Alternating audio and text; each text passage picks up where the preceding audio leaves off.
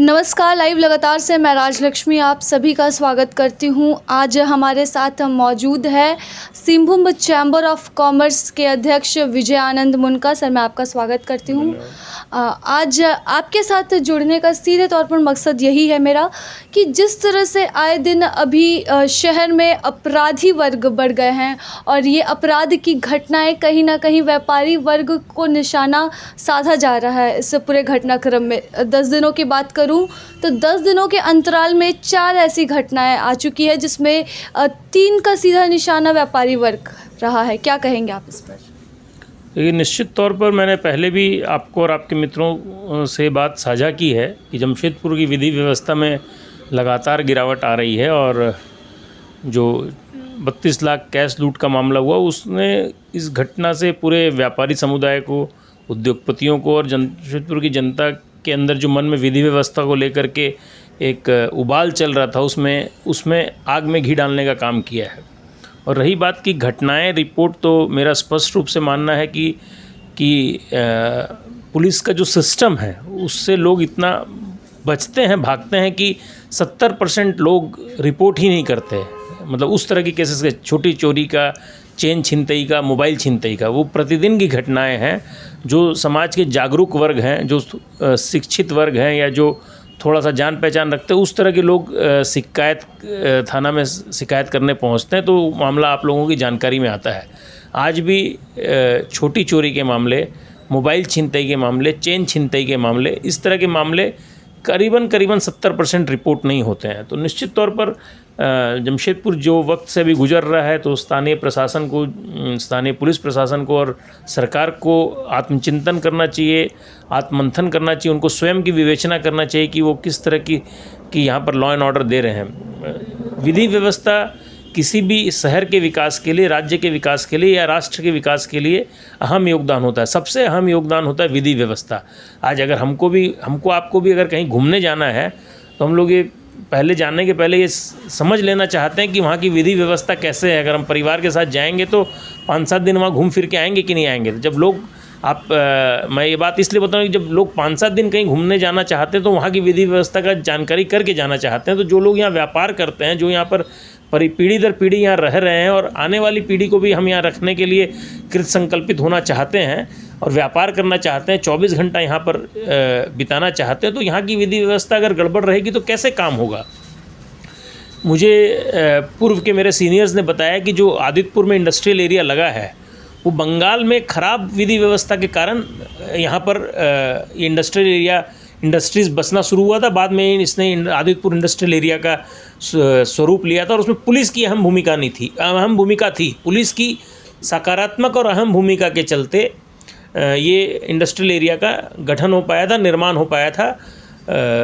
तो निश्चित तौर पर विधि व्यवस्था आईना है और व्यापारी जो कि सब तरह के राजस्व सरकार को देते हैं, चाहे जीएसटी हो, चाहे इनकम टैक्स हो, चाहे पीएफ हो, ईएसआई हो, और भी तरह तरह के जो भी स्ट्रैटेजी कंप्लायंसेस सरकार का है।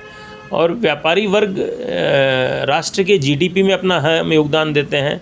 जीएसटी कलेक्शन में उनकी महत्वपूर्ण भूमिका है और उनकी सुरक्षा चाक चौबंद नहीं होगी, शहर की चाक चौबंद सुरक्षा व्यवस्था नहीं होगी तो फिर सरकार विकास की कैसे बात करती है। मुझे तो कभी कभी बड़ा अफसोस लगता है कि एक तरफ राज्य सरकार, माननीय मुख्यमंत्री श्री हेमंत सोरेन जी दिल्ली में जाकर के इन्वेस्टर्स मीट कर रहे हैं, लोगों को इन्वेस्टमेंट के लिए आकर्षित कर रहे हैं, परंतु दूसरी ओर जो वर्तमान व्यवसायी हैं वही डरे हुए हैं, जो वर्तमान उद्योगपति वही डरे हुए हैं। वही झारखंड के अलावा कई और दूसरे राज्यों में निवेश करने के लिए, एक्सपेंशन करने की जब बात आती है तो झारखंड में एक्सपेंशन नहीं करना चाहते, पड़ोसी राज्यों में एक्सपेंशन करना चाहते हैं। तो गोद का बच्चा संभलेगा तब ना पेट के बच्चे की आस कर सकते हैं हम लोग।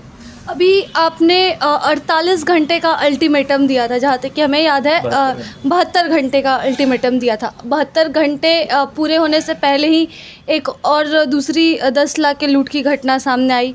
उसके बाद 3 से 4 लाख के चेन की छिनतई का मामला सामने आया और फिर कल मालूम चला कि पुलिस की चेकिंग से 100 मीटर दूरी पर ही छिनतई का मामला। इस तरह से लगातार बढ़ते छिनतई और चोरी के मामलों से व्यापारी वर्ग जितना परेशान है, उससे कहीं अधिक परेशान आम लोग भी है, ऐसा हम कुल मिलाकर मानकर चल सकते हैं। बावजूद इतने अल्टीमेटम के अभी तक कुछ नहीं हो पाया है, तो आप क्या स्ट्रैटेजी अपना रहे हैं? क्योंकि आपकी बैठक भी हुई और बैठक में कुछ निर्णय ज़रूर रहा होगा, क्या कहेंगे इस पर? देखिए, हम लोग क्या है कि सकारात्मक सोच के धनी हैं और हम लोग पुलिस के अनुसंधान में या सरकार के लिए हमेशा सहायक बनना चाहते हैं, उनके बाधक नहीं बनना चाहते हैं।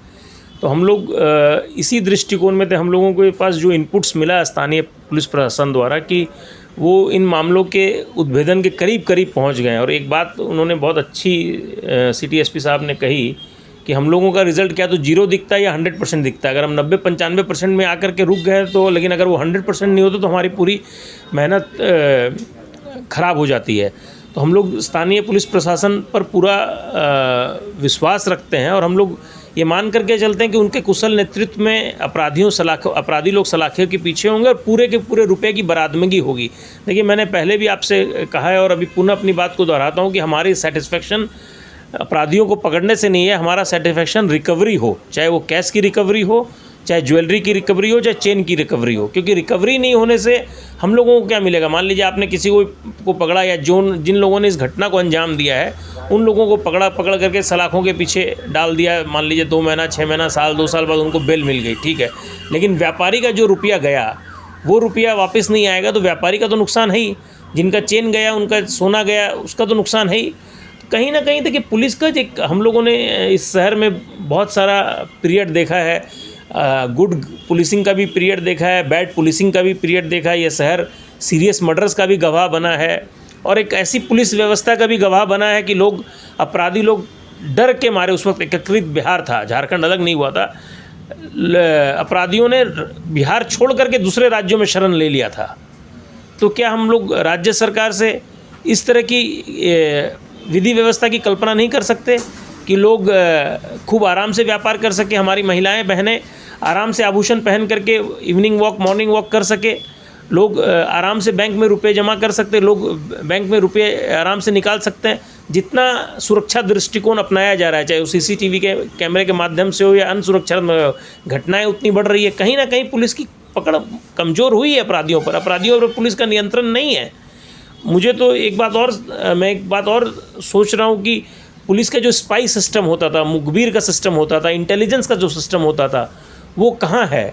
वो कितना एफिशिएंटली वर्क कर रहा है? ये बहुत चिंता का विषय है और इस पर तो पुलिस को चिंतन करना चाहिए कि मतलब क्यों नहीं सटीक, मान लीजिए वो लूट वाला जो 32 लाख वाला कांड, उसमें भी पुलिस ने जिन अपराधियों को चिन्हित किया है, यही सूचना मिल रही कि वो उसमें शामिल नहीं थे। तो पुलिस का जो इन्फॉर्मेटिव सिस्टम है वो इतना स्लो कैसे हो गया अचानक? पहले थाना स्तर पर ही बहुत अच्छे कांडों का उद्भेदन हो जाता था। अभी इस मामले की निगरानी खुद एसएसपी साहब देख रहे हैं, जोनल आईजी देख रहे हैं, सिटी एसपी टीम के खुद लीडर हैं और इतने डायनेमिक ऑफिसर होने के बावजूद मामले का उद्भेदन नहीं होना या कैश की बरामदगी नहीं होना समय, तो निश्चित तौर पर विधि व्यवस्था पर प्रश्न चिन्ह तो है ही, तो जिसको लेकर के हम लोग सब चिंतित हैं। ये विधि व्यवस्था पर लगातार जो प्रश्न चिन्ह उठ रहे हैं, कहीं ना कहीं पुलिस प्रशासन की नाकामयाबी यहाँ पर दिख रही है, एक तरह से दिखती हुई नज़र आ रही है। हालांकि अभी कुछ दिनों से पुलिस भी मुस्तैद है और दिन रात चक्कर काट रही है और अपराधियों को ढूंढने में लगी हुई है, लेकिन बावजूद इसके अभी तक अपराधी पकड़ में नहीं है और लगातार घटनाएं बढ़ती ही जा रही है, ये रुकने का नाम नहीं ले रही है।